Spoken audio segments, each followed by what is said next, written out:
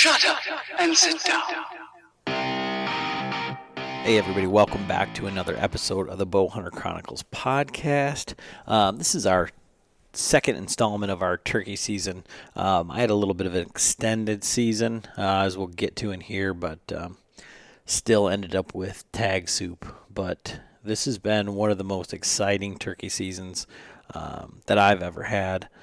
I've learned so much about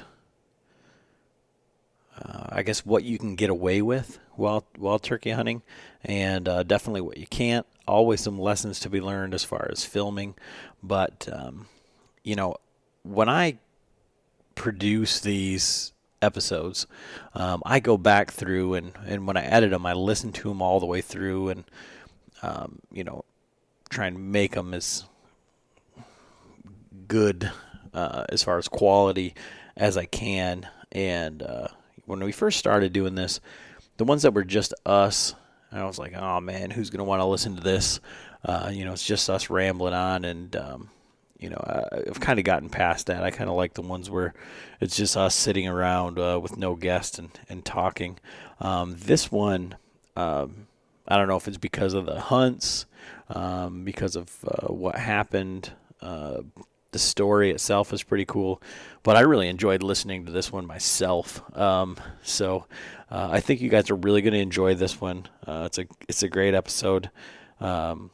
Frank may have had a couple drinks, so you get some classic Frank in this one, that's for sure.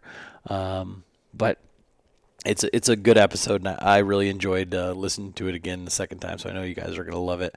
I want to say thank you and a big shout out to Stan Huber, our latest Patreon. He is in Washington. So I've got, I'm trying to put it up in the studio, but I've got a map of where, and I got pins and everything where I'm going to put where the Patrons are at. And man, it just blows my mind that everybody's spread out all the way across the country, from East Coast all the way out to Washington. Now that's awesome. I do appreciate that. And so Stan is now in the running for we're giving away for this quarter. I'm going to give it away right at the end of June in hopes that we can get it out and shipped in time for the 4th of July weekend. Who knows if that'll happen? Who knows where Traeger's going to be at? But we're giving away that Traeger 575 Pro Wi-Fi grill. And with that, it's still better than 1 in 50 odds. So it's like a heck of a raffle ticket. You support the show. All the money that we get from Patreon is just going back into these giveaways. So that's how we're able to do this, and we're really excited. We are giving away that. We're giving away Tacticam Solo to another one of the Patreons. And, Tacticam is the title sponsor of the podcast. We've been using those and getting, I guess, more well-versed in the learning curve that comes along with that. But, we've been using the Tacticams, and that Tacticam Solo is just the easiest way to capture your shot on film, that's for sure. And you can get as creative as you want to with those. And we're giving away one of those packages with the stabilizer mount and everything, as well as base map package from them, swag pack, and a 1-year pro subscription. And you could use code Chronicles for that. It's lowercase. You got to do it online, but you can save. I think it's 20%, so I think it's $24 for the year for base map.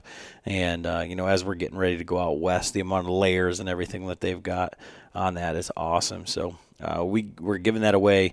It'll be at the end of this month. So if you hop on right now, it'll be $5 for the month and the chance to win that. But you're helping the show. You're showing us that what we're doing is valuable, and we really, really do appreciate that. And if not, no big deal. All we ask is that, maybe you leave us a review on whatever platform you're listening. Check out our YouTube, subscribe to that, or just tell somebody else about the show. We have fun. We try and get as much information out there as we can for you. But, we can't get in front of everybody. We can't go out there and say, listen to this, listen to this, listen to this.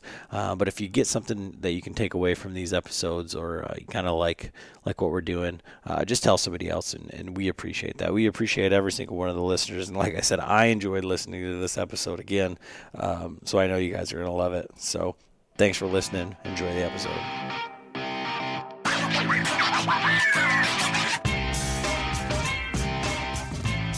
All right, we are back for part 2 of our 2020 turkey season, and this is what we're going to call the what not to do section.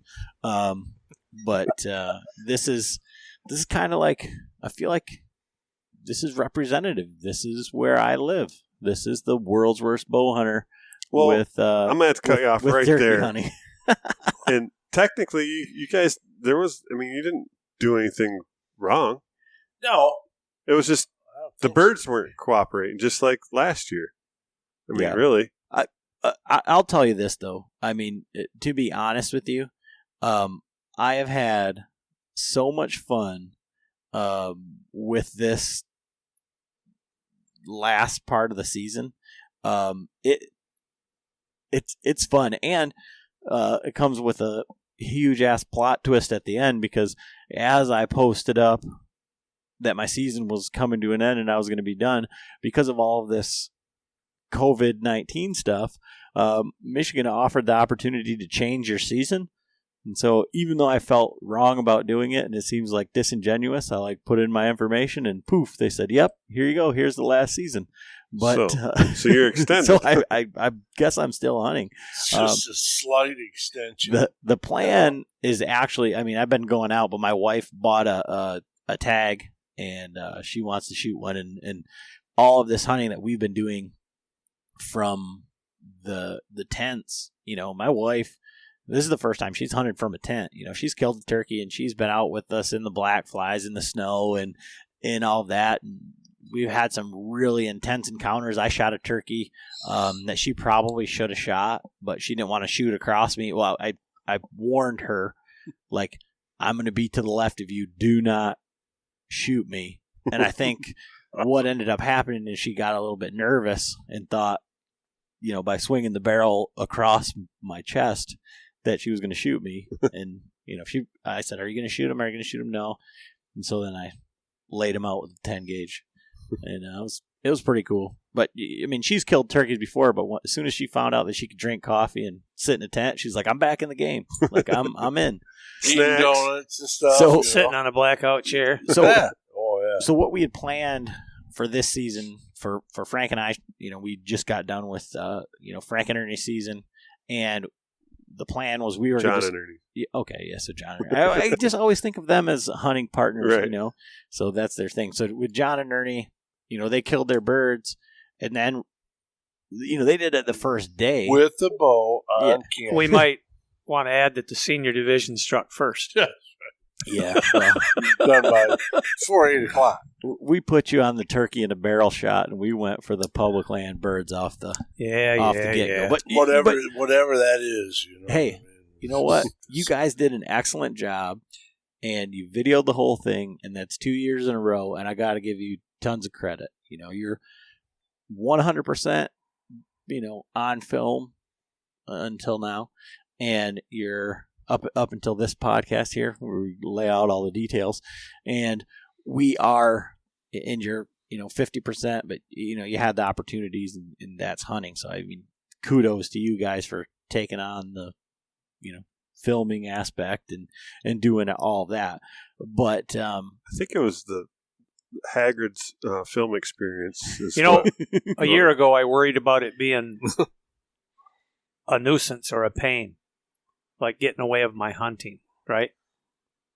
Turkeys is a great way for all you guys that hunt whitetails and don't know if you want to film. Right. Turkeys are a great way to get started, and you realize that it's an added challenge, not a detriment. I'm almost thinking that turkeys is harder, don't you? Oh, I don't know. Than whitetail? That's hard to say. Maybe 10 years from now we'll be able to answer that question. I suppose. But it's It's interesting. I'm glad Adam gave me an opportunity to try this. I mean, even though I was bitching about it in the first, part of this where I said we were dilly-dicking around, but just to come back and watch the footage. I mean, everyone tells a story and gets kicks out of stories, but when you can watch your footage on, on the big screen. But when it comes together, too, is so cool. You know what I mean? Johnny's perspective. We fuck up every day. I think what he's talking about is, we all we've never done that. No. Right. But you ought to see it on TV. Exactly. And now we're doing it. Yeah. Right. And that's the fun part. I look at it like, Jesus, I'm filming Ernie's turkey, you know what I mean? He'd come in, and I couldn't move the camera and shit, but I mean, still got him in there, I mean, they had him, we got work to do. I mean, we're right. I ain't novice. No pro, but not only that, now we have this footage. Our grandkids. We'll build off it, yeah. And, my son Jet, he was, during this whole, quarantine thing, he was staying at his mom's, and so he got to see some of the footage, and he was like, wow, that was really cool, So it's just another aspect of the game. But so the plan was that, Michigan has the last season, and we talked about it in the last podcast, that, there's this, usually you have to put in and draw, but because of everything going on, not a lot of people put in, and then you could switch your tags around, and you could have, so there was leftover tags. So we talked about, what are we going to do? We're going to buy the first season. And then I was actually saying, okay, well, there's a private land season where you can buy everything kind of everywhere. We've been hunting's been private, so buy one of those. Go to buy those, they're sold out. So then buy the second season. Right. And which is crazy because there were 50,000 tags. I mean, and like 2 days before my season started, there were still 10,000 of those tags left. So I don't know if there was some kind of glitch in the system, or it was either that or people just, like, I don't buy that. Something was up with that. So we ended up buying that season and the second season. And so we go out, both of us, on opening day, and John was filming for Frank, and then I went with my brother. My brother, the dude has a charmed life. I tell you, he's got all these properties that he gets to hunt, all this private land, and he goes out with my nephew, and they do the exact same thing that John and I did the first day. They walk in right underneath these birds that are roosted, and I don't know if something happened where they couldn't shoot them, or my nephew, the birds wandered off, and they were gobbling and whatnot, and it was my brother did a tremendous job of saying, this is Cam's hunt, he can do whatever he wants. So at 9:00 they're up walking around looking for turkeys. They spooked a couple turkeys and they ran off and all this stuff, and the next day they come down and they fly right down in front of them, no decoys, and Cam shoots his first bird at 37 yards with the 410. My brother goes out the next day or the next opportunity that he gets to hunt, has birds fly down right in front of him, and he shoots a longbeard right there with a bow. Just boom. He shot him through the fan and messed up the fan and all that stuff, but he's got a good taxidermist who fixed the fan for him. So, so I went over there with my brother because he's like, here's where they are, here's where they're roosted, and birds were gobbling everywhere. How much calling did you guys do? I didn't do very much calling at all. I'm just saying. Come on now. What are you getting at, Frank? Come on, out with it. We're gonna go to a little bit of a seminar here this season, this coming season. Yeah, I'm going to teach these guys about calling turkeys. That's all. So, I feel like, a very fortunate. Like I was telling Frank before we did the podcast today, that we were kind of having this discussion. He's giving me a lot of shit about because he was saying it, Ernie said he wants to up his calling and he wants to get better. And well, I had called years ago. Frank got me into diaphragms and stuff like that. And it took me 3 hours before I could make an actual noise out of this diaphragm.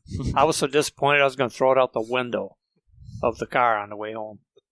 But it comes around and it takes time. It's like anything. It's like you play golf, you better practice. Whatever you're going to do, and I shoot did that, bow, you better practice. I did that years ago too. Like I said this before. I drove the people nuts when I worked at the chemical plant. Right. All night long on my high-low, I'd just be sitting there, purring, clucking, and I was pretty proficient. But when I ended up buying some cheap-ass calls from Walmart with the plastic, and I can make make some sounds and stuff with it, but this year all I did was my slate calls. I got all my dad's slate calls.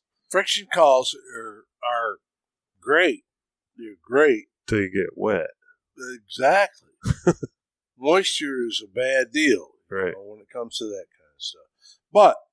Or if they're in close and you can't be moving, then right. you can do some mouth calling. Call. But yeah. But thing yesterday though, when we were out there, when I called the hen in them, mm-hmm. the ball call that I was using, I try to go a little more aggressive now than I have in the past. And they're cut reed calls, and you can't purr, Mm-hmm. You can do your cackling and all that, yelp. And gotten away from, I think, the calls that we used to, purr and cluck on, Mm-hmm. Called the hen in yesterday, and she was purring and clucking, wasn't she? Mm-hmm. She was in front of us, like, how many yards, Adam? Ooh, 5. You could see her snoot when she was looking. It was really cool because it was the same setup that Frank was using when he called in the bird for Ernie that he killed, and he was on the left side of the tent. And this hen comes in. Well, once she got in front of the tent, past where Frank was, he could have been doing jumping jacks over there, and she wasn't able to see him. Right. And so he was just mimicking everything that she did. And for you guys that haven't, my wife was saying, every time she hunts, especially with a shotgun, the turkey comes in and you kill him, and you don't have that time for the turkeys out in front of you to just kind of watch and listen and get the experience from that. But Frank was just doing exactly what she did, and it was really cool. And to be able to see her reaction, I videoed some of it, but she was in there for so long, I didn't even bother. It was like I was looking hard because if she would have had a beard, my wife was just going to dust her. Just cause. But Michigan's a bearded turkey. It's not male or whatever. Right. So, but to be able to see that, and Frank gives me shit like we've already established about my calling, but I've had that more than one time where I've called in a hen and then I just do exactly what she does, and that experience there is invaluable. Frank says, well, you got to call turkeys and you got to make it like second nature or whatever. But like when you've got an actual hen, and what's funny in that situation, in that hunt, is I told my wife, and it almost worked like to a T. But that hen came in and he called it and messed with it for a while, and then he let her feed off and go, and a turkey had gobbled way out in front of us, and she worked towards that gobble, and then my wife's like, well, we should probably just call it. That was probably it. That was probably our experience. And I said, no. I said, if those two meet up, she feels comfortable back here and it's a nice sunny spot, that gobbler's going to go where that hen goes. And if she works her way back here, and it wasn't 10 minutes later, she came working back with another turkey, and we thought it was going to be on, but she brought another hen with her. She was coming back. So, but it was just about picture perfect. But yeah, like being able to have those turkeys in front of you and do that thing that we all joke about here on this show is, see turkeys doing turkey shit, right? What are turkeys doing? That's it. So do what turkeys do, But that, so our opening morning, I go out and, these birds are gobbling. And again, like the hunt with John, these are the first times that I've been in on turkeys that are on the roost. I mean, I'm always hunting with Frank, so it's, take a shit, get fuel, get snacks, get breakfast pizza, and then the turkeys are on the ground, and you're working them from that angle.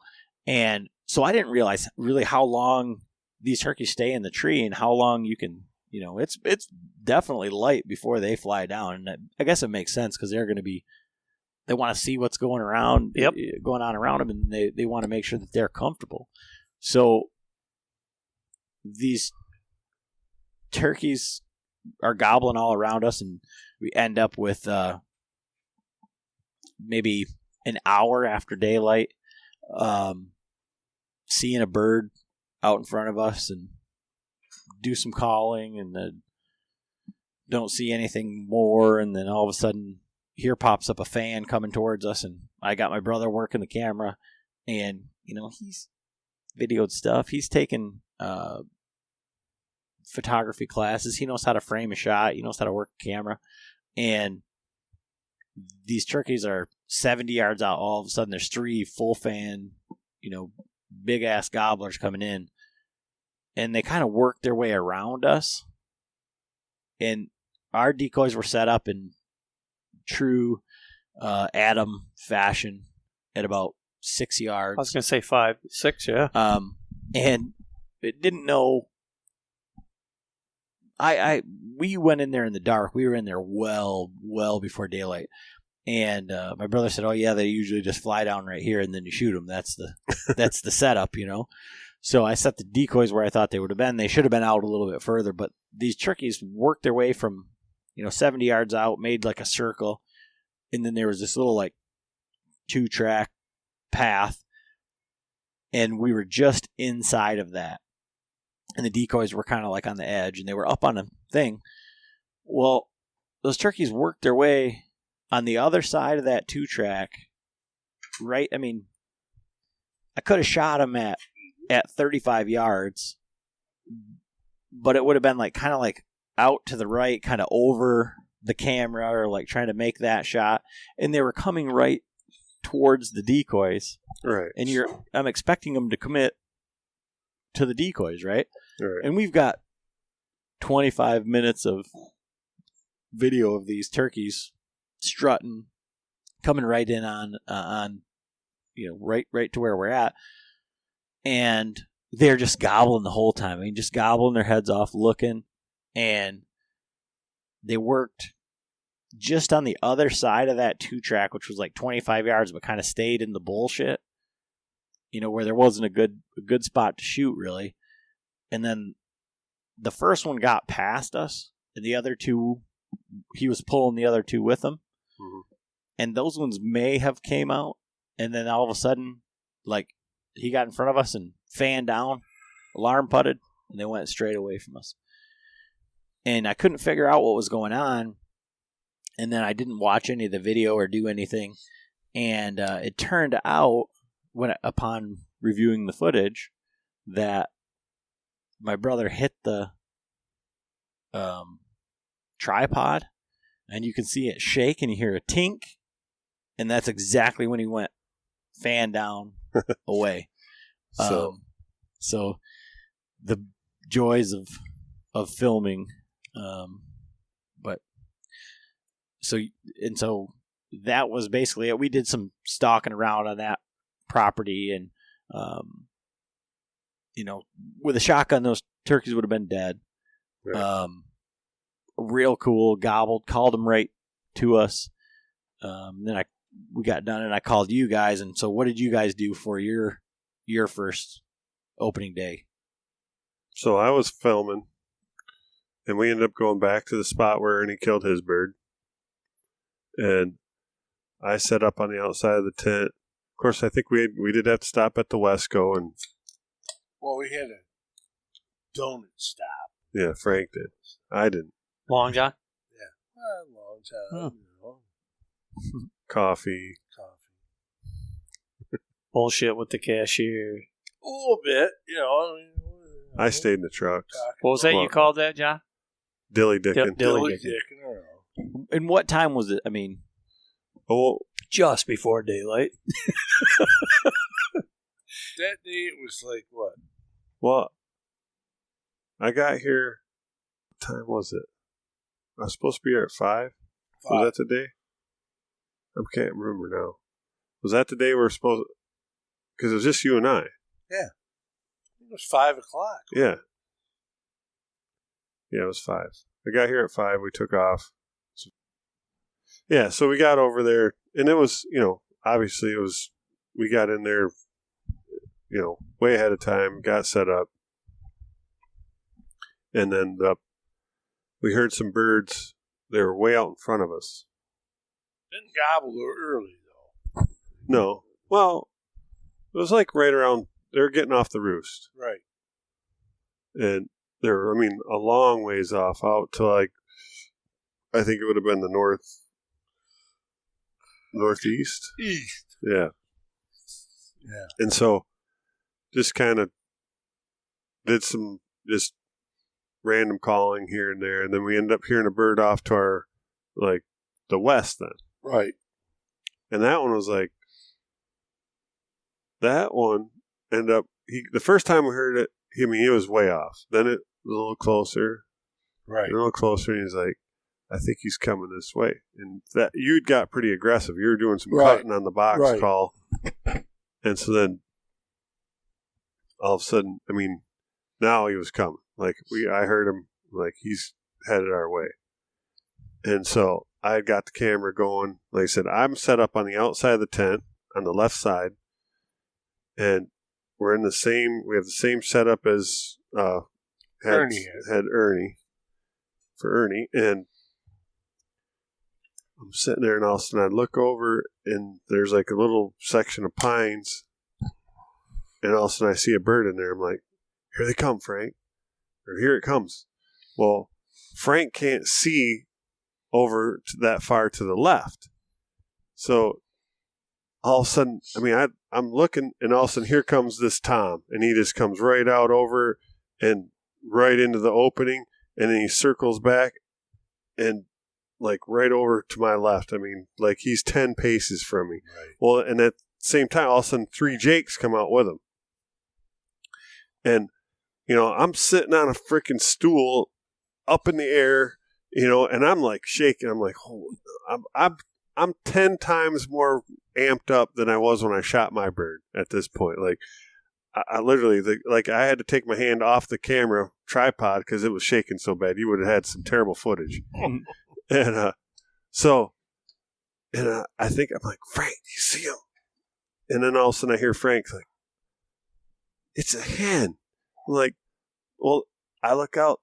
The hen was coming from straight away from us. Straight down that 2-track, man. Right. I'm looking up here, and I'm going, coming right to the decoys. I'm going, why is he getting all amped up about that hen? No, man. It's a freaking hen coming right at me. You don't see this big gobbler right next to me? No. And so it was crazy. Oh, believe me, if he'd have seen him, Arrow would have been gone in 3 seconds. Shit, I'd have shot one of the Jakes. Forrest Gumped it. So and so what did you have out for decoys? So we had the big Tom and 2 hens. Yep. Okay. So, but the freaking hen walked right to him, didn't she, John? Oh, the hen walked right through. Right to the decoys, And I'm going it's a fucking hen. It's a hen. I'm going, I got tight stringing, and I'm going, it's a hen. So what? The Tom, he's over here. He comes in and he starts going right up towards the Tom decoy. Right. And he had to been getting really close to your point of view because he got pretty, Yeah, it ain't far. Oh no, 25 feet from him. Well, and honestly, the way that Frank would have been set up in that tent, being left-handed, he'd have been in the far left corner, right, to be able to draw. Right. So so the whole setup for him being left-handed. But I mean, it wasn't what, John, 10 feet. He only needed to go real close. So, but then what would you have done? I mean, you'd have just been excited. I mean, you couldn't. Something would have happened. Yeah. No bullshit. Something would have happened. You know what I mean? If I'd have seen the turkey, something would have. So know me. You know what I mean? Because I'd have to look at the footage again. But I think when that hen comes out, he just kind of then they just kind of all start working and off. She come over here though, but he was messing with them Jakes. Yeah, too. well, yeah, and then the Jakes on the footage, the Jakes come over and he ends up going right after one of them. He jumps after him and tries to swat him. And I'm going. He finally hear me. He's going like, "You got bird clockers. Do something. Do something." I'm going like, "What? I gotta make a call." Yeah. So all of a sudden I clucked or something, didn't I? Yeah, and he freaking. I don't know, man. That son of a bitch gobbling there goes, "Oh my God!" He's right there. He's right there. I mean, I'm going like, "Holy shit!" Well, then what happened was he turned and they circled back out around them pines, and then they end up right over. And I mean, like I said, they're in there for over 45 minutes, right?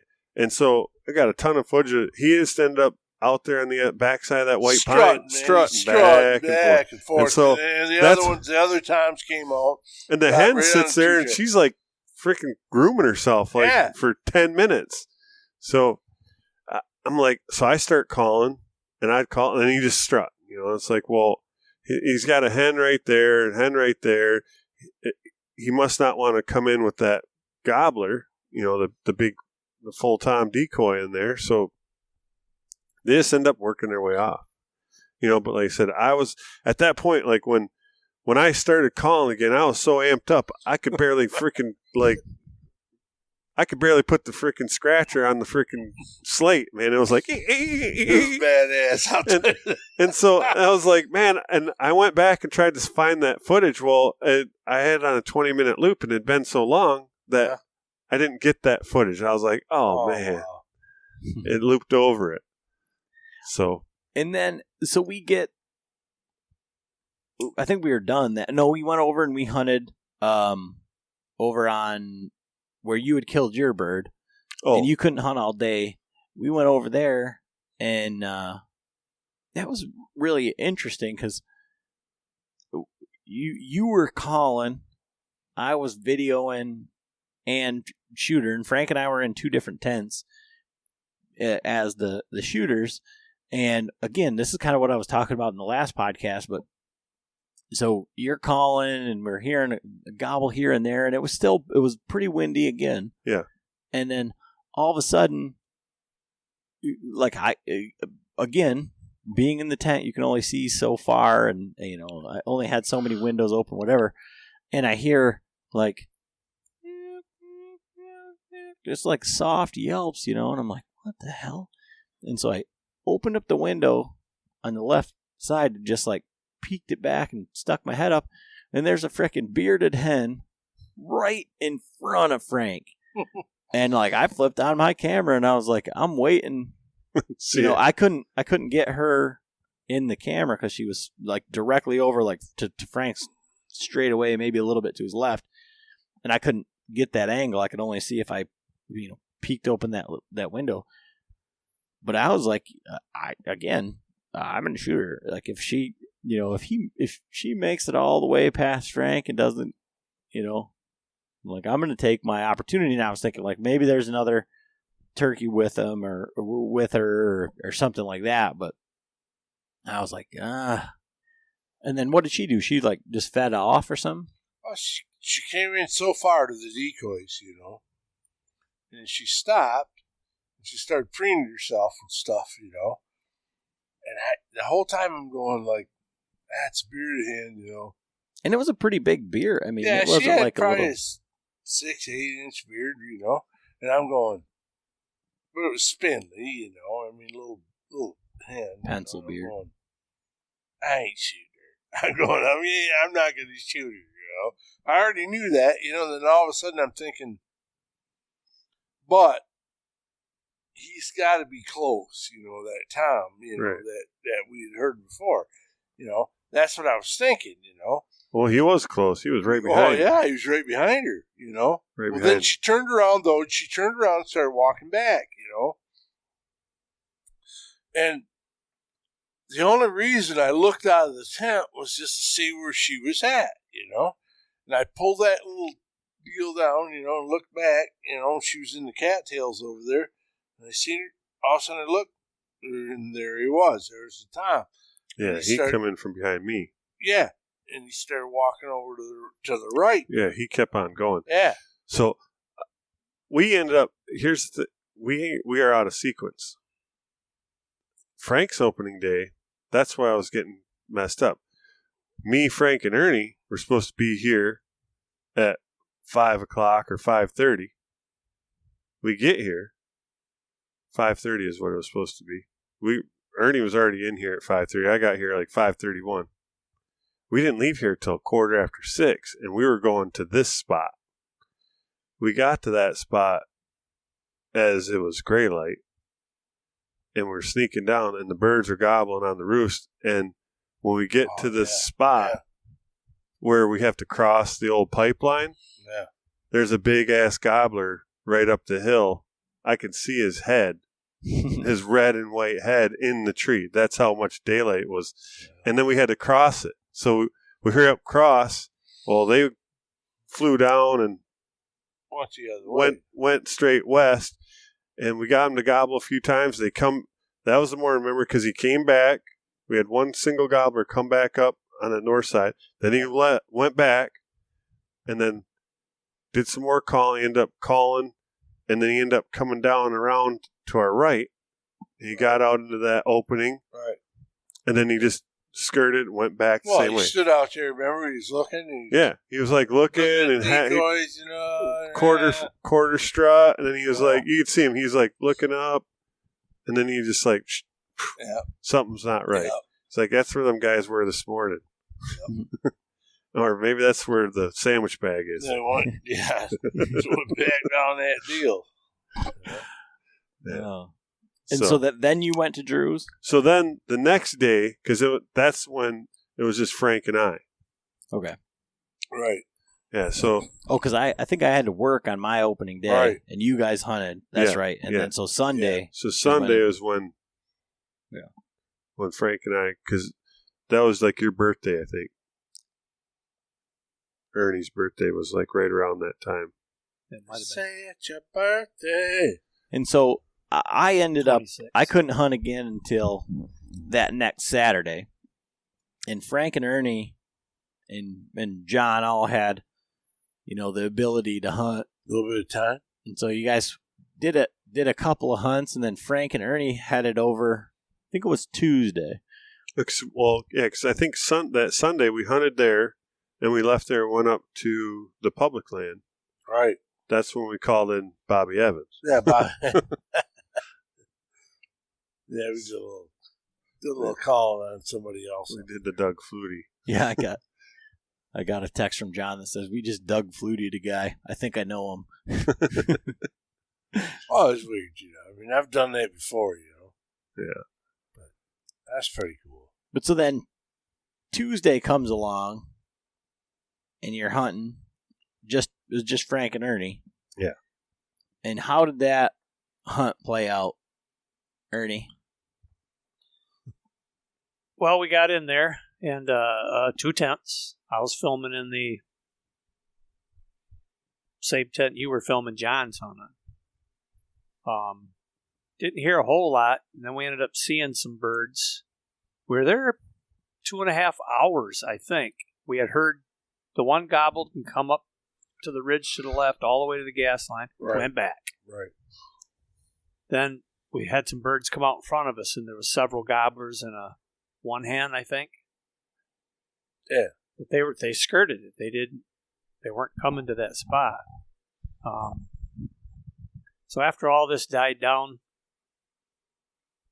I looked on the phone and pulled up Onyx and looked where the corner of the property was, and I told Frank, says, let's go look. I mean, they're staying there for some reason. So we went back. There's a green field down there. Yeah. What, 140 yards down? Yeah, off not where we could go. Yeah, right on the property line down. So, but we walked along the edge of where it drops Kept hearing off. that bird gobble down there. Oh, yeah. He just gobbled down there. He gobbled and he wouldn't come back, you know. But we walked down a kind of a old 2-track type trail, which was the same place one of the gobblers the week before had come in on Right. and back. So I wanted to go back there. We went back there. We seen that big bird out there fanned out. Frank messed with him for a while. So then we said, all right, let's go. We'll go figure out, over here. go do something else. Yeah, Yeah, we hunt can come behind over here. here. So we took the same trail back, and for some odd reason, about halfway back, I happened to look down to my right. I don't know why, down the edge of the bank, Yeah. and there's a gobbler laying there looking at me. And I kind of like kept looking, going, How far away? from me? 30 feet. So I realized immediately something's wrong. That bird is not going to do that. So I looked back at Frank. I said, you might knock an arrow, you know. I'm pointing down there, and he's going like, what? Finally, I got to him. So he sneaks up there. Well, bird didn't want none of that. So then we knew something was wrong. Something was wrong. Because it would flap its wings and it'd try to run. Took and off it was having running. trouble. You know, And had a problem. went out about 30 or 40 feet. Well, then I'm going, that bird is really hurt, you know. And I said, it's a really nice gobbler. So I talked to Frank, and I said, well, you know what? It's up to you what you want to do. I mean, you be giving up. You know, you want to take this animal out. And he chose to try to do that. So all we did is I went around one edge, and he went up where we figured he was going to go, and I just kind of bumped him, and finally, basically, come up in there, and Frank made a really good shot, and the bird, God, it didn't go far. And from your perspective, Frank? Well, turkey'd been shot before. Yeah. We didn't know that at the time. You didn't Well, I We knew knew he was something- sick. He something was bad hurt, was wrong. Something or was something happened wrong. to him, you know. You don't get up on a bird like that, you know what I mean? And nothing's wrong with him, you know. And when I made the kill shot on him, you know, I mean, it was like, how long did he go? Same as your bird, you know, like Not very far. 10, 15 seconds. Man, dude was dead. And then got a hold of him, you know, and pulled him up there and looked at him, you know, and somebody had shot him through the drumstick with a bow. Must have been several days before. Many. He was a little green, you know, but tough bird, man. I'll tell you what. And you can see on his wings they shot through his wing feathers off. Yeah, his You wing know? feathers were. So he must have been strutting when they shot him, I figure, you know. That's Shot him low. yeah, shot him low. It'd been more than a couple days, few Yeah. days. Oh, he was, yeah, He was The full. whole Of, he was skin like- and the area around Yeah, that wound was green. It was green. So, but when I, you know, and I was a little hesitant at first to, you know, I looked at him and I'm going, well, you know. But I killed a turkey, you know. And he was a dandy. He was a 21 pounder, you know. And this is where it kind of comes back into that learning curve portion with the Tacticams, and where I was bitching about the SD cards and all that, because the Tacticams film in 4K, so filming in 4K like that, they fill up a SD card real quickly, and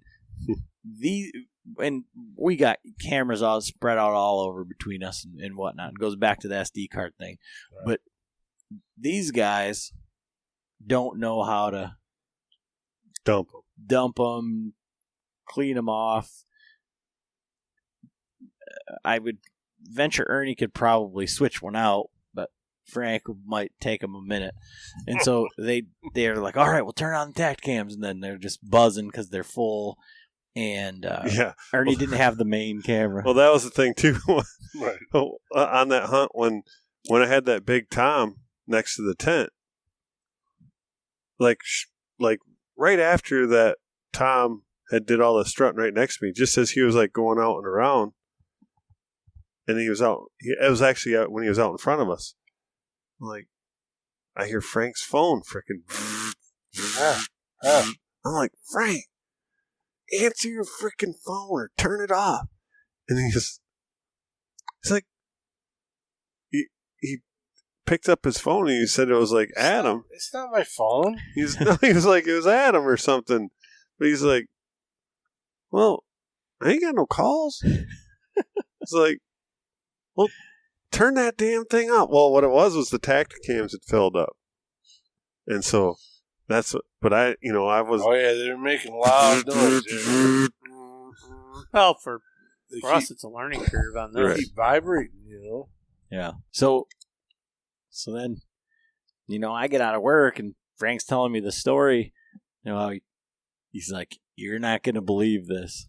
Like, so they ran down a turkey, shot him, and then he's already been shot and all this. And then to top it all off, there's no video at all. No footage. Didn't have no footage at all. And Frank, was pretty bummed out about it because he said that's not how you wanted to. Well, I didn't get it on film. You know what I mean? I wanted to get it on film. And that's the first one you've ever killed with your bow. It's the first archery kill. And wanted to get it on film. Like.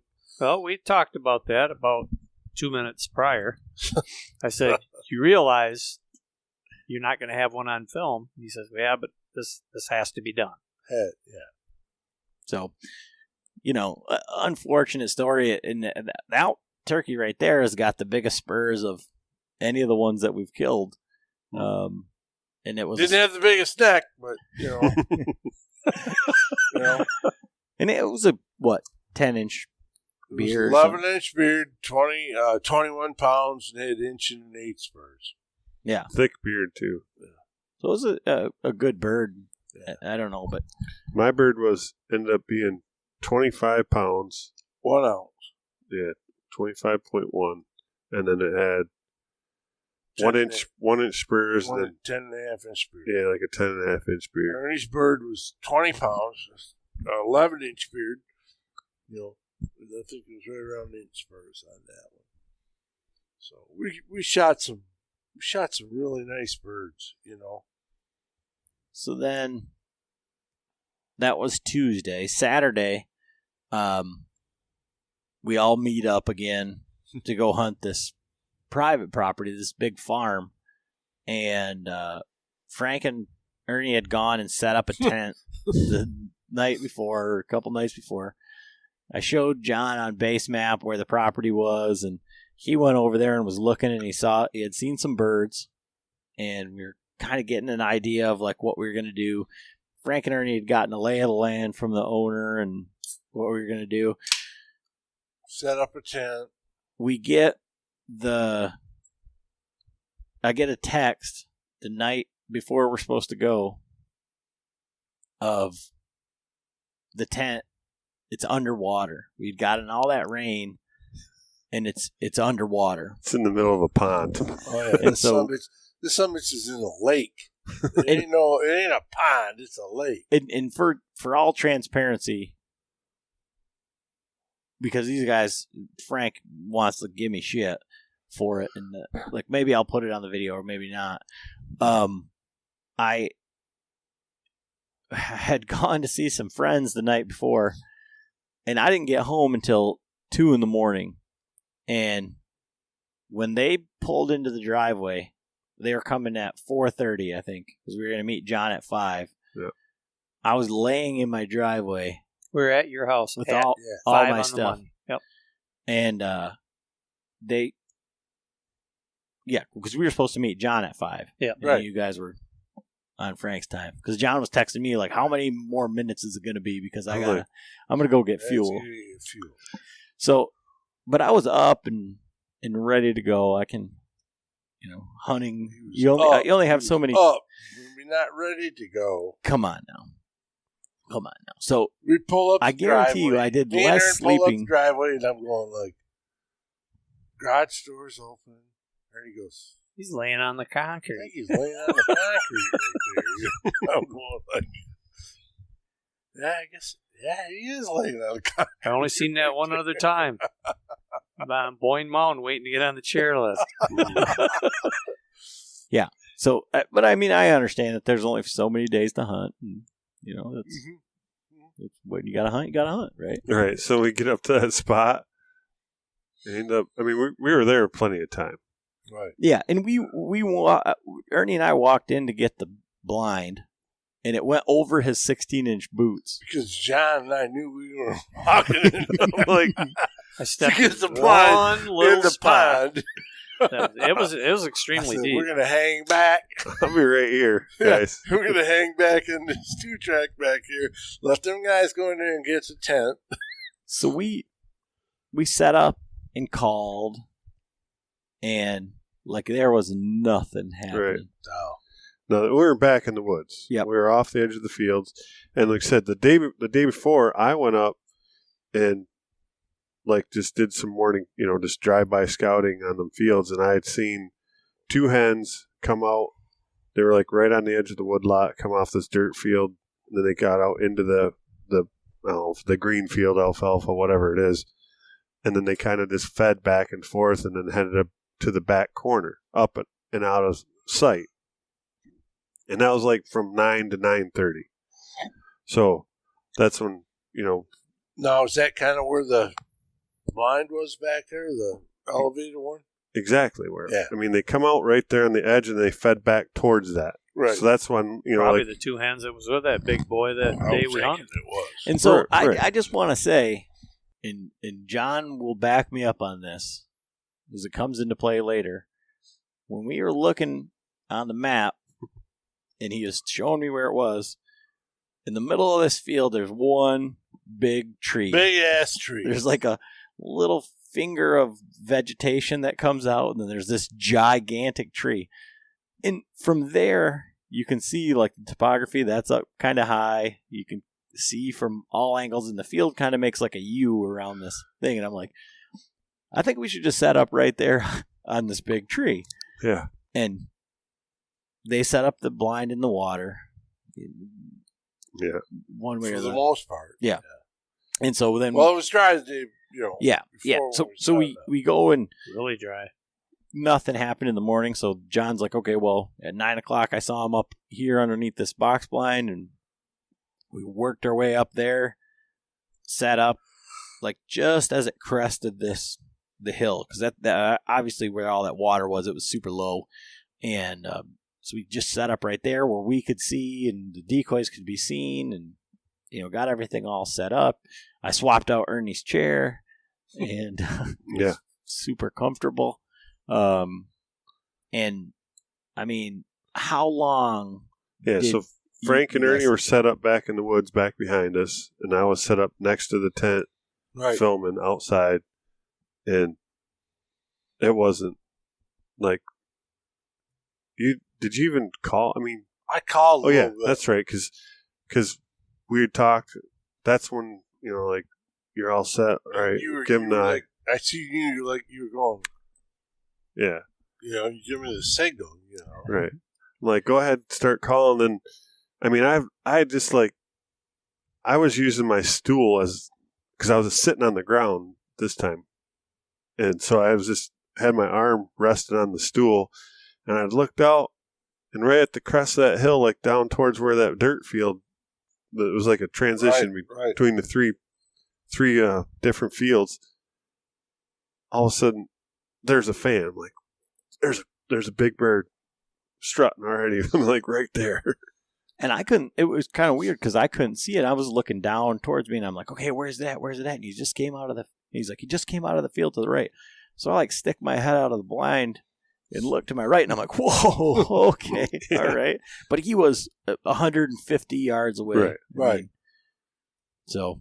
Well, then I had no idea because he didn't gobble or anything, We didn't realize it till we seen you turn the camera. Yeah, and then you come around. Johnny's looking back at And me. I Johnny's just said, going, gotta Johnny's be birds. give me the fan Gotta be signal, birds. Right. Over here, all right. Yeah, because I'm like, I was trying to film and, and then let And you I know. couldn't tell where the bird was or anything. That's the bad part, Right. I mean, You're sitting there, communication. and you're thinking, oh, where the But I hell's could, he at, like, when I seen him all strutted out, I could see a hen's head. I can only see one at that point. Well, there's two of them with it. Right. And this field had topography like in such a way that this turkey had come out and then they fed like over the horizon. Right. And then you could just see his fan when Frank called, and then they'd go down and then you see their heads, and then the hens actually started working towards us. But like I ranged them the Do you closest. know why that is? Because turkeys do what turkeys do. Well, because the other thing too is like because they started feeding away. 'Cause they don't do, you know what I mean, anything out of the ordinary. You know what I mean? It's just like, holy shit. You know what I mean? How long were they out there? Well, that's what I was going to Long say. time. Like the one clip that John has on there, maybe the first one, is 45 minutes long. Right. And Right. so I'm like, oh my god! And like at one point, like I'm just watching the turkey like through John's viewfinder. Like I'm looking out because he's got it zoomed way in. I mean, I was following him in my binoculars. I was doing all this stuff, and it was forever that these turkeys were out there. And so it was just, so John's videoing them, and we're just kind of like, man, what are they going to do? So finally, I told John, and this is, I don't know how long, probably an hour and a half. Yeah. And they'd worked their way out in front of us, and they're like over this little ridge again. You can just see the fan, and they're in front of that tree. Yeah. They're like right at the tree that I had mentioned. I'm like, they're 10 yards from the big tree in the middle of the field. And so I tell John, like, can you crawl out there and get the decoy? So he crawls out and gets the decoy. So I'm thinking, like, maybe they'll see that they're gone, and then they'll hear the calling behind, and they'll just start to work this way. But that didn't happen either. So then they just, all of a sudden, they just disappeared. And all of a sudden, this is 2.5 hours from when they stepped out in the field till we can't see them anymore. And then John and I are, like, having a conversation. Like, what are we going to do? What should we do? So that's when I was like, well, give me your binos. I'm going to climb up the ladder because we were just down from that box blind, the raised box blind. And I'm like, well, I'm going to climb up the ladder and see if I can spot them across this field. You all right over there, Hagrid? Oh, you're struggling there for a minute. And so I start climbing up, and all of a sudden I can see his fan. Well, they're like had moved east past that tree, and they were down in this like little low spot, and he's just back and forth, strutting back and forth. And I can see one hen, and so I get back down and I go over to the tent. I'm like, well, maybe you should just. I'm like, at the lay of the land, I'm like, you could just like hunch down and like run across the field till you get to where it comes up, and then start belly crawling because they're like right over that rise. And I'm like, so I get the camera and I climb back up the box blind, and like I gave him a signal. I'm like, all right, go ahead, they're over there. And this is where I kind of fucked up is, so earlier, sometime in this exchange, I had taken one of the SD cards out of one of the Tacticams and gave it to Frank because his was full. And then I put that one back on my bow. And so I had the full one on my bow for whatever reason. But I grabbed the other one and I turned them on, and that one it was facing like the sky. I got a really nice time Airplane lapse shot of the clouds going across.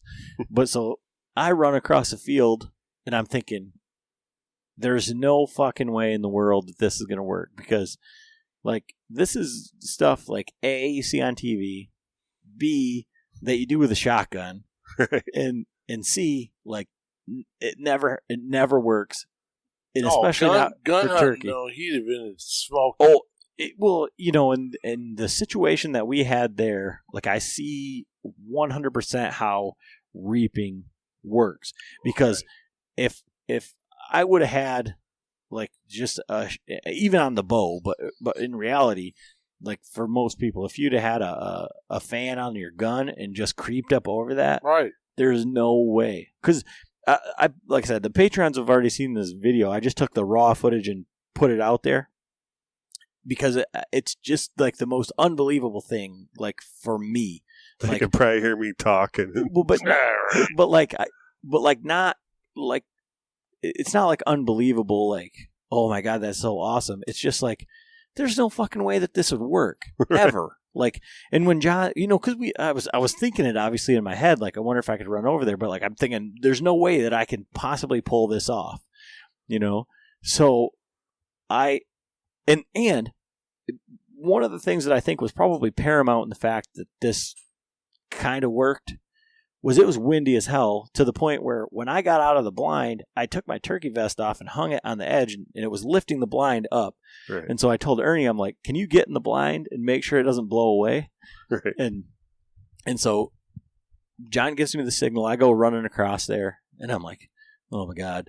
I pop up over this hill, and I see the fan, and I just drop. And I'm like, okay. So then I start belly crawling, pushing up, and there is nothing in this field.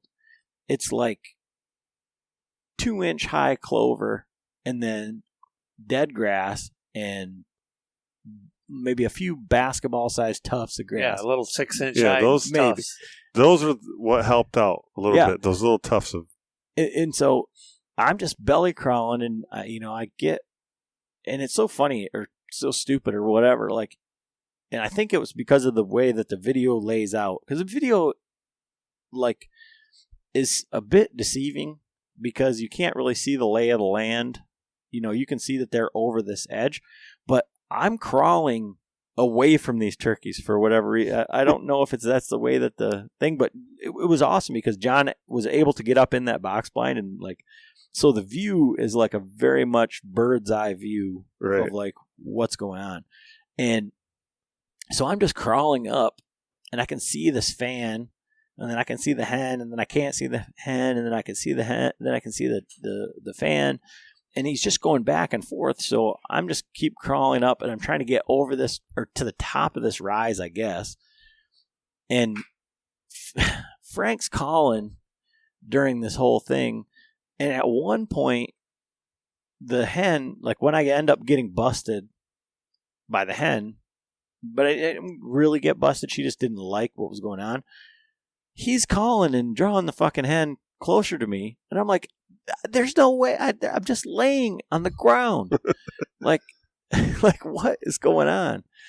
And so, I'm just crawling up, and I keep popping up behind this, like, I'm just trying to keep these little tufts of grass, and I'm ranging, and it's, like, impossible to range, so I'm trying to range the trees that are past them, and trying to figure it out. And, like, what are you thinking, like, as this whole thing's going on? What had happened was, like, when I got up in there, and I was, looking at them through the binos, the one hen left, so it split off. That's when that Tom really got just bonkers. Like, he was struck. He was like doing. You look at him on the video.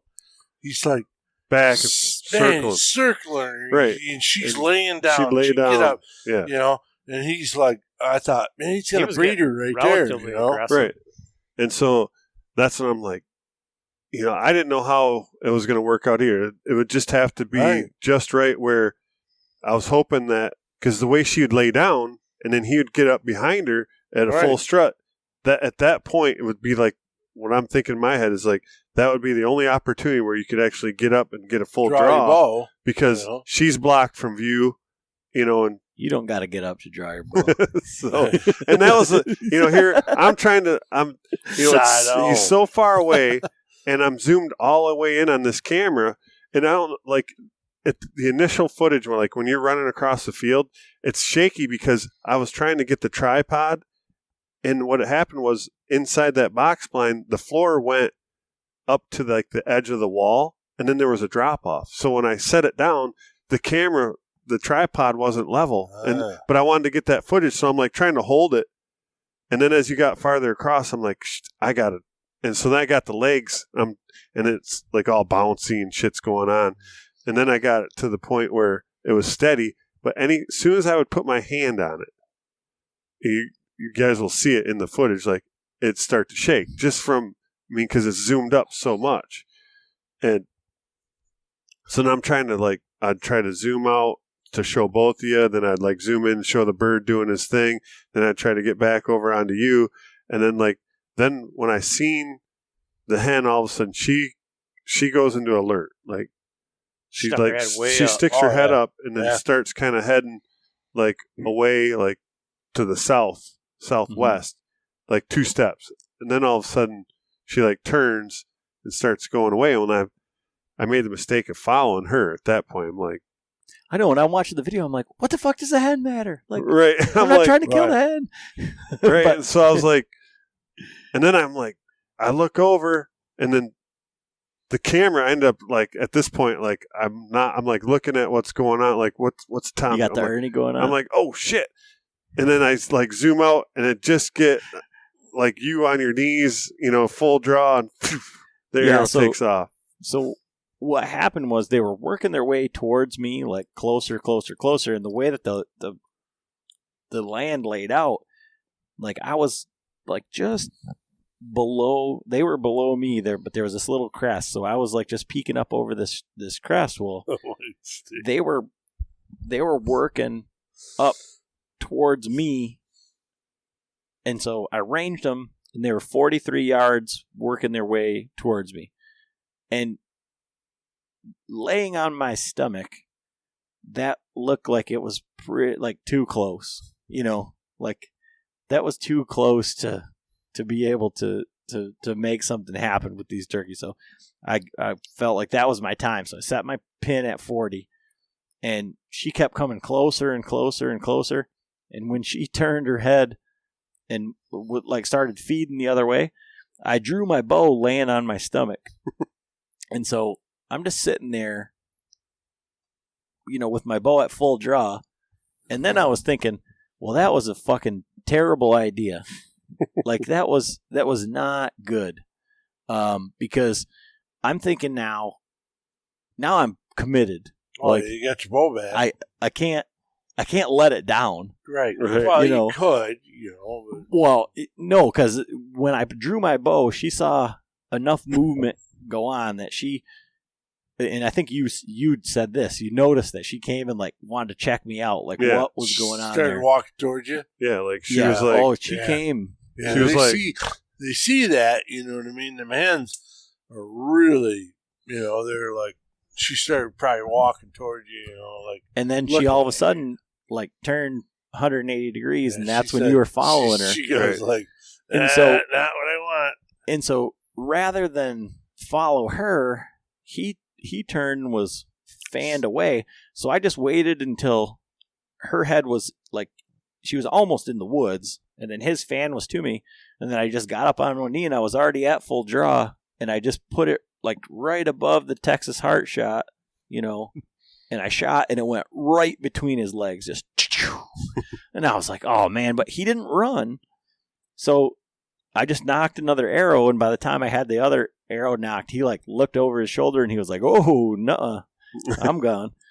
And, I mean, what was cool is you had the camera running when I came back up, and like that, I mean, I don't feel bad at all about missing that shot. It would have been super awesome to look at the video of the arrow.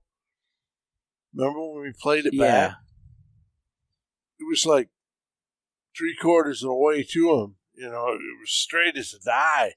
And all of a sudden it just like did that weird deal. It had a wobble. It had that deal to it, man. As soon as it got like, as soon as it went down into that bowl, right? Like the arrow goes like where the wind was. Yeah, it was like, I mean, it dropped off. It was going straight. You could see it.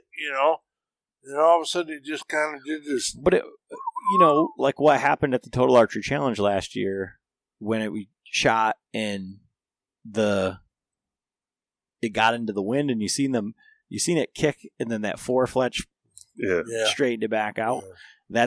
That's probably what happened. But you're watching it and it just goes shh, and then as soon as it crests that hill, it's pretty violent as far as like what happens, and it's amazing. It's not from what you from look leaving at, the bow. Right. Way beyond. It was crazy, but that was just how many yards did the arrow go straight though? 40, 20, 25. I thought it was farther than that. No, the bird was only the bird was 40-some yards, 46 yards. So halfway to him, it's like the arrow is straight, and all of a sudden it's like you see this fluctuation in you see the fletching and the way the arrow bends, But as far as like that miss versus like last year's or the year before or the year before that, or the year before, pinned him to the decoy or anything like that. I don't have any because we weren't going to get that bird to come back unless we had waited for him and he was going to roost above us or something. I thought it was nearly spectacular. Yeah. I watched it all from that tent while I was holding it down. If you'd have pulled that off.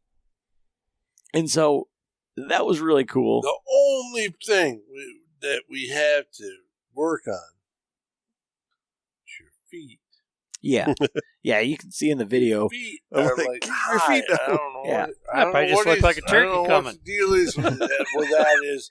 But low crawl, you can't put your feet above your body. I get it. He forgot that. When he was in the Marines, his feet never came up. Yeah.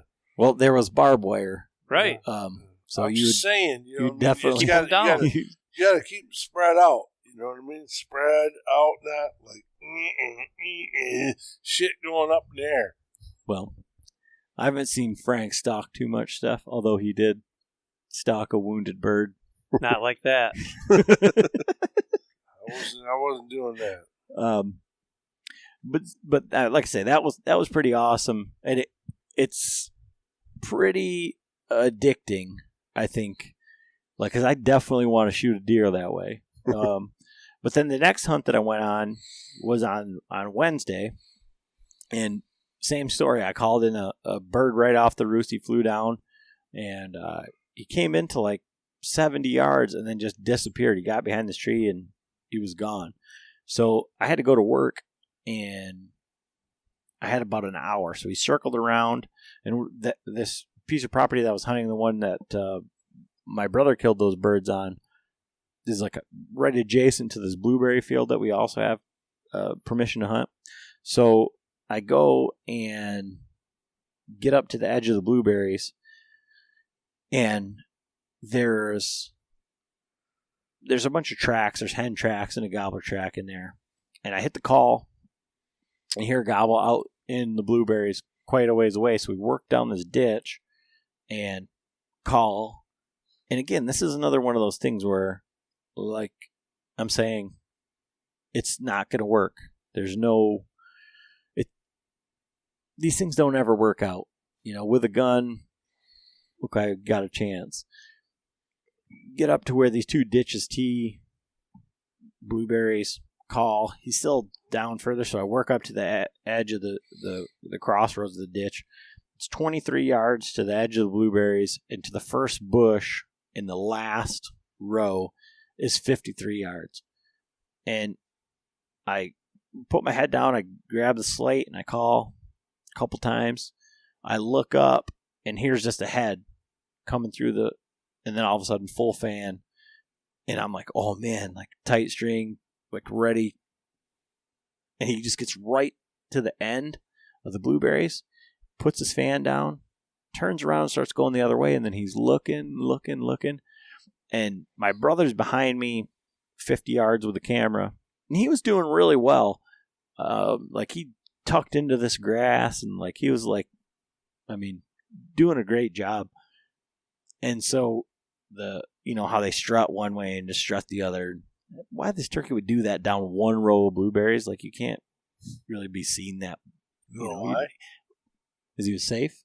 Because they can. Yeah, because turkeys do turkey do shit. what turkeys That's do. what they do. So I end up working up exactly right to that last blueberry bush where I'd seen him, and there's one little clump of grass, and it would have literally been like a shot from like me to you away, John. Like, and so I was like, there's and this whole stalking shit, You felt uncomfortable with that? There's no way I would have been able to draw my bow and anchor. Like, it's really got me. Like, you gave me shit about it before when we talked to Steve and Jason and all that about, well, maybe you need to shoot one with a compound first. But if I'd have had a traditional bow, it would have been a completely different story. Yeah. I mean, Draw back shoot. I guarantee I would have missed him. But the thing is that you wouldn't, I wouldn't have had to draw my bow and been laying there. And aim and shit. Yeah, yeah. Like, so this whole like all one motion, boom, shoot him. This stalking stuff has got me thinking, like, that's why the Indians didn't have wheeled bows. Like, yeah. That's why they were dark colored too. Like, but so anyways, feathers and shit out of so them, I would not have been comfortable with that shot. So I ended up crossing over the ditch. Well, unbeknownst to me, and I mean, I should have known, but this turkey was still gobbling, and it sounded like he was far away, but like in hindsight, he's going away. And it was the row of blueberries, that last row was probably 80 yards long. So, I mean, he was still a good bit away, but we were inside of his zone. Like, as the hunting public said, we're in his area. Bubble. So I cross over the ditch, and again, there's no communication between my brother and I. Frankly, I don't know if he's still back where I left him. I don't know how far, because he's kind of like in awe of that. This turkey's gobbling. We're moving up this ditch, because he's never turkey hunted before, right? And he's never. I got to tell him, this is not the way that it normally goes. Like, this isn't the regular. This is a tradition realm. But we're gonna make something happen. I got to go to work in an hour, so I'm not gonna kill him. I can sit and wait for him to come to me or whatever. But anyways, I'm crossing over to the other side of the ditch, and I get up in the grass, and I'm getting tucked in there, and my brother, he was videoing me, and we were facing north, and the ditch runs north and south. So he's videoing me, and he swings it to the east while the sun's up, and then he's got the camera on me. He makes some piddly ass bullshit call with his slate, like, calls like his brother, and he said he looked up and that turkey was coming right back, and he saw him puff up, So he gets the camera and starts swinging it back over, and then all of a sudden, boom, fan down. I think what happened is the glare caught, and right. And he saw the like American like sniper type shit, Carlos Hathcock, like the scope glints and whatever. Yeah, because he had already, he made a hen noise, so that bird's looking for that. Looking over there, man. And all of a sudden, if he gets any kind of reflection or something. Yeah. But those are the mistakes that you're going to make. Unless it's the glare off one of their backs. But and he was all bummed. He's like, I think I messed up. Like, I'm like, hey. Fuck. Like, the fact that we got to where we did on that turkey the way we did, no blind. And that's so that the whole time is like, that's what I've been like, kind of like alluding to. Like I do not like being in these blinds now. I'm learning because like the difference is like the amount of like setup time or whatever. And I think the way that we've always hunted turkeys has been with the run and gun type style, going out there, setting up, listening. And I don't think that I'm as patient, as you are, Frank. And I noticed that when we were hunting the other day, because when it was cold as fuck out and those birds gobbled, I'd be calling back to them. I wouldn't, you heard them gobble, and then you just didn't do anything. We waited like a half hour before he called again. Like, but it was this, I don't know. But so like being able to move and like be like, all right, I know where that turkey's at, or I got a pretty good idea. Like I'm gonna hedge my bets on that. I can get closer. And we've been pretty successful over the years, by choose the turkey, call the turkey, move, whatever. But when you're hunting with a bow, man, I'm telling you what, and you're hunting with a camera, whole different story. I think just a couple minor obstacles. Well, it's a different deal. Like this year, my thing was I wanted to shoot him with in the head. In the head. And so I think next year I'm gonna go more towards like Jordan's, set up the run and gun without a tent, but have the bow kind of camouflage, maybe the tripod if it's, I think we don't necessarily need a tent, And with our hex suits, because those definitely make it. I got away with some movement. Like when that Tom was that close to me when I was filming for Frank, I did, I was like trying to talk to Frank and I was moving. Where before, like, when we gun hunted before years ago, yeah, just moving your hand when they're like 80 yards away and they're like, oh, yeah. Turkey would see you. They ain't right. Where I'm literally sitting on a stool outside the tent and half of my body's up where he can see me and I'm, slowly moving. How was he, like 10 yards, wasn't he? Yeah, it was 10 of my steps. Yeah. To where his tracks were where he was struck. It's amazing. So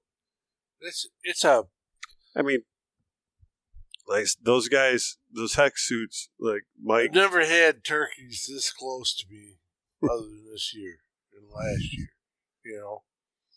Dudley shot one out of a chair this year. Mm-hmm. I mean, it's just, we've had turkeys so close. Ernie and I have never had them this close, have we, Ernie? Well, other than one time. Yeah. You called 7 jakes past me, and one almost stepped on my head when I was laying in the grass. But I'm talking about,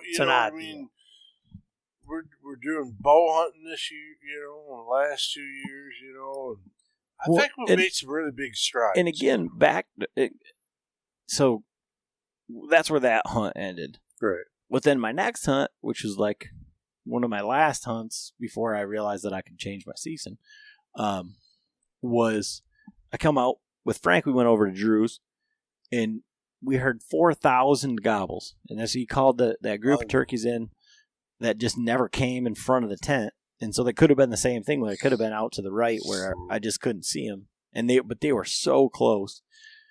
But then we come back here, and nobody's been out behind Frank's house at all. And, there's no tracks. Even when we got out there was a little bit of scratching, but there wasn't a ton of sign at all. We get out there, sit down, and I find it comical. Just because I can tell Frank's having fun when the way that he's calling, and when I put that stock on that turkey in the farm field, he's gobbling with the box, and I can tell you this: it sounds like shit. When you're up close, like I would think there's no way that sounds like a real gobble. When he did it when I was out in the field, like out laying on my stomach, I was like, whoa, shit. And then I was like, oh, it's Frank, So it sounds way different when you're far away. Totally different sound. But we go out behind the house here, and he's like, we're going to do no decoys. We're going to do no blind. We're just going to go out there and give it a minute. So we sat down where we normally turkey hunt out there, where there's usually a blind or whatever. Get set up. I got some sticks in front of me. And he's like, all right, you ready? Yeah. He starts calling. Gobbles, with the box a couple times. And that's it. And then all of a sudden, I mean, and we're talking in like the span of this conversation. And then all of a sudden, I'm in front of him. He sticks me in the ribs with the box call, like with the handle of the box call. And he's like, right there. And I'm like, what? There's 5 Jakes ended up right in front of us, like probably 50 yards at that point. Yeah. Calls him in the one, came into 25 yards, and it's the same deal. Like, I think with the traditional bow, you just, but I'm like, as they were coming in, I'm going, how the fuck am I going to draw my bow? So much harder with the bow, though. And there's 5 of them, it wasn't like just Adam gun. Oh yeah, He's killed birds in the same place. Farther away than that. And right there.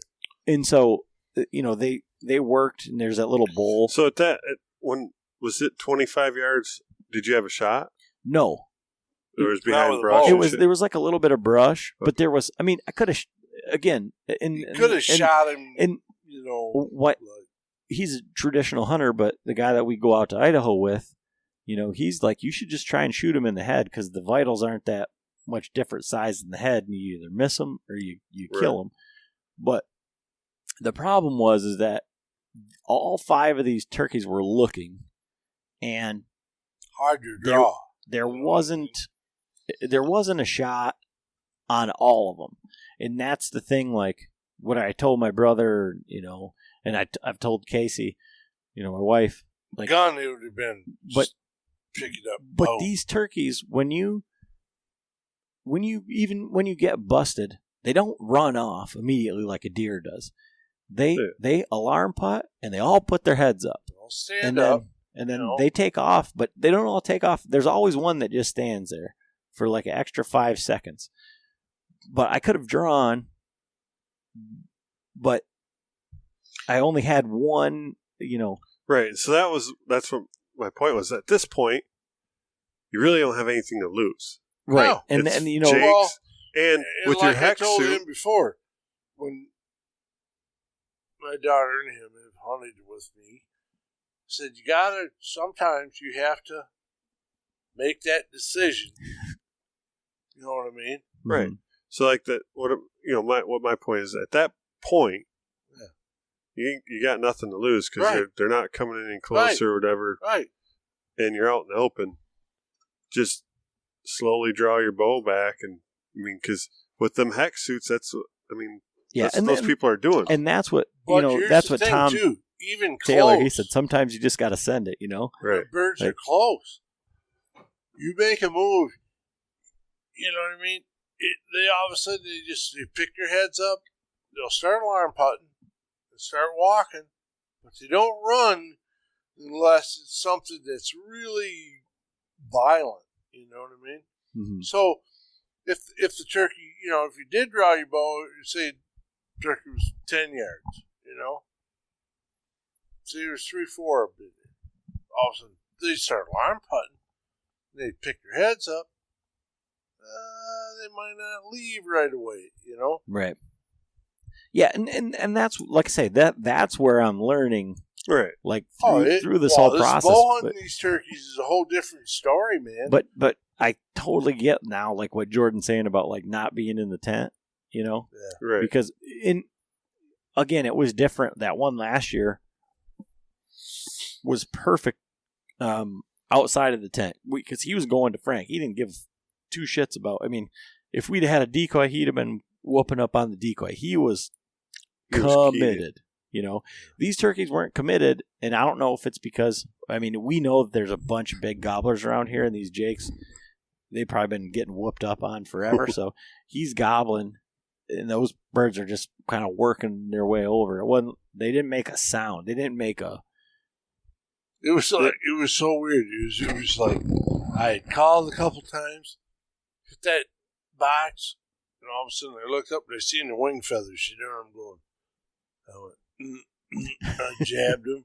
Oh, turkey right out in front of you. But those were the last turkeys that I saw, and so overall, super exciting. I mean, turkeys every time you set. Yeah, every time except for the last day. Yeah. And it was super cold. I mean, it was. Oh, that was it. Well, you saw turkey. No, when I was out on Friday. Oh. It was super cold that day too, and you know, that's not an excuse, but like where I was set up, and I was set up that day without a blind, and I set up without a blind, just trying to get in on where those turkeys had been roosting, and kind of like what you guys were saying, like moving and being in a different spot. So because they kept kind of hanging up they didn't want to come out onto that 2-track, so I got on the other side of that 2-track, but they just weren't roosted there. I mean, there were no birds, so you can't kill a bird that's not there. So that was the one time I didn't have a spot. But you know, for this last set of season, and for you guys, so we're 75% with a bow. 50, that's a whole lot better than last year, man. Right? Oh yeah, and 50% of them on film. And the video that we did get, I mean, we have so many turkeys on video that it's just stupid. Right. I mean, like I'm gonna make a compilation of like all of that, and that compiled with even just the gobbles that we got on the one hunt. I mean, It's just crazy. So it was a lot of fun. And still gonna be. I mean, it's not over yet. I'm still hunting. It ain't done, man. My wife's hunting with a gun, and my dad's still hunting. And then Chris says he's gonna hunt, but we'll see. See how it goes.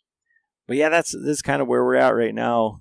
And like I said, I just kind of got a bonus hunt out of this. So we'll see how it plays out. But it's been fun. So definitely check out our YouTube. Like I said, we'll have those hunts and those videos up there. And these last 2 podcasts that we've done, I videoed these as well. And I'm going to overlay like kind of what we're talking about on that. So you'll actually kind of get the breakdown and kind of get to see like what's going through our heads and kind of the thought process on that. So it should be pretty cool. So definitely check that out. But I think that's all we got for you this evening. So thanks for listening. Thanks for stopping by. See ya.